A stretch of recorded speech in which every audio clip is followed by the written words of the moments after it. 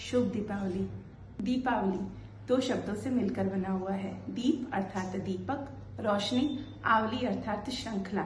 दीपों की श्रृंखला का त्योहार है दीपावली। बुराई पर अच्छाई की जीत का प्रतीक है दीपावली। प्रकाश और ज्ञान का त्योहार है दीपावली।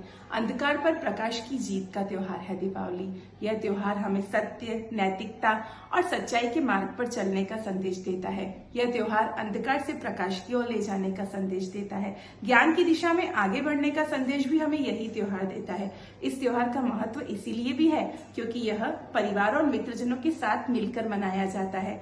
इस त्योहार में हम आपस में खुशियां बांट सकते हैं। हम अपने परिवार वालों के साथ समय व्यक्त कर सकते हैं, उनके साथ समय बिता सकते हैं, खुशियों को बांट सकते हैं। तो आइए इस दिवाली भी हम हमारे परिवार के साथ, मित्रों के साथ उनके जीवन में खुशियां बांटें और दिवाली मनाएं। शुभ दीपावली। नैना भीगे भीगे जाए, कैसे खुशी छुपाए, राम आएंगे कुछ समझ न पाएगा। हम इन्फिनिटी स्कूल में दिवाली सेलिब्रेट कर रहे हैं और हमें मौका मिला राम, सीता, लक्ष्मण बनने का। Let's see the celebration. आए कहाँ फूल बिछाए, राम आएंगे आज सरजू के तट मुस्काएंगे, मोर नाचेंगे, पपी है आज गाएंगे। आज दसो ये दिशाएं, जैसे शगुन मनाए, राम आएंगे। नैना भीगे भीगे जाए, कैसे खुशी छुपाए, राम आएंगे।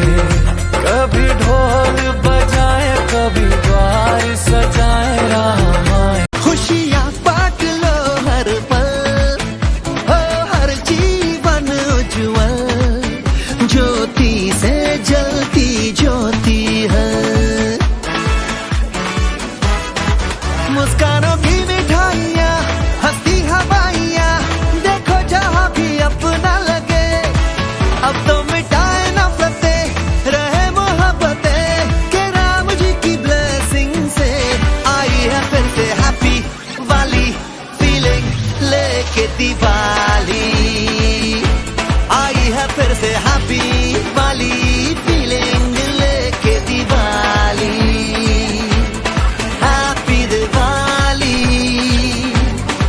આપ સૌને દિવાળીની હાર્દિક શુભેચ્છા। સૌપ્રથમ આપણે દિવાળી કેમ ઉજવીએ છીએ તો બધાને ખબર છે, પણ ભગવાન રામે જ્યારે માં જગદંબાની સ્તુતિ કરી હશે તો કેવી રીતે કરી હશે?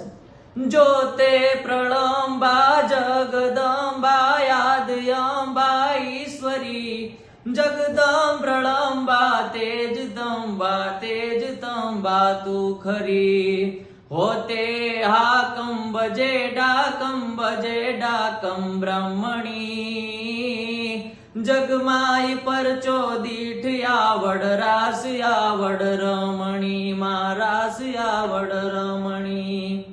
जो भगवान रामना जीवनમાંથી શું શીખવા જવું એ બાબતની હું ચર્ચા કરીશ। દિવાળી જે છે એ સત્યનું પ્રતીક છે, દિવાળી જે છે એ ધર્મનું પ્રતીક છે, પણ આપણે કદાચ જે ભગવાન રામના જીવનમાંથી જે મૂલ્યોનું આપણે જે ગ્રહણ કરવાનું છે એને ભૂલતા જઈએ છીએ, ભલે દિવાળી ઉજવીએ છીએ। તો એના માટે એક કવિતા છે, કવિએ લખ્યું છે કે જીવનમાંથી જાય એ તો જોયા જેવું થાય, સમજણ જીવનમાંથી જાય। પિતાજીના વચન ખાતર ઓલા રામ જીવનમાં જાય, આજનો રામલો જોને વૃદ્ધાશ્રમમાં બાપને મેળવા જાય, કારણ કે સમજણ જીવનમાંથી જાય। આપણે ભલે દિવાળી ઉજવીએ પણ રામ ભગવાનનું જે તત્વ છે, રામ ભગવાનના જીવનના સિદ્ધાંતો છે, મૂલ્યો છે, એ ક્યાંય આપણે અપનાવતા નથી। અને જ્યારે આપણે સાચી રીતે એને અપનાવવાની શરૂઆત કરશું ને તો મૂળ દિવાળી ઉજવી આપણે કહેવાય। એટલે એ મૂલ્યો પહેલા આપણે અપનાવવા જોઈએ।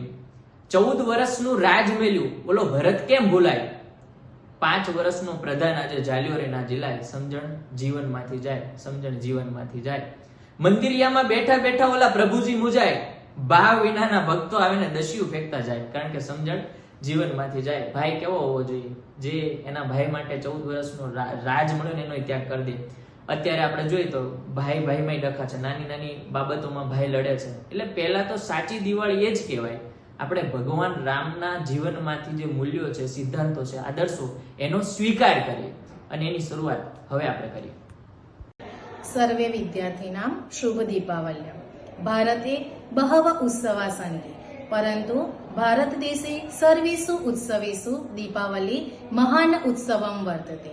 यदा भगवान् श्रीराम माता सीताया सह लक्ष्मणेन सह अयोध्या प्रत्यागतवान् तदा सर्वे जनानां दीपावल्याम् उत्सवम् आरम्भवत। दीपानाम् आवली इति दीपावली। दीपे नगरं प्रकाशितं भवति। सर्वे जनानां नूतनानि वस्त्राणि क्रीणन्ति च परिधायन्ति। गृहे सर्वे मिलित्वा विविधान् पक्वानि रचयन्ति त्वं खादन्ति। बाला स्फोटकपदार्थानां स्फोटनं कुर्वन्ति। जना स्वमित्रान् परिजनान् सम्बन्धिजनानां सम्मिलितानाम् अभिवादयन्ति च। रात्रौ दीपकानां प्रज्वलन्ति। सर्वेषां मनानां मनोवादयन्ति हरन्ति। सर्वे जनां प्रसन्ना भवति। शुभ दीपावल्याम्।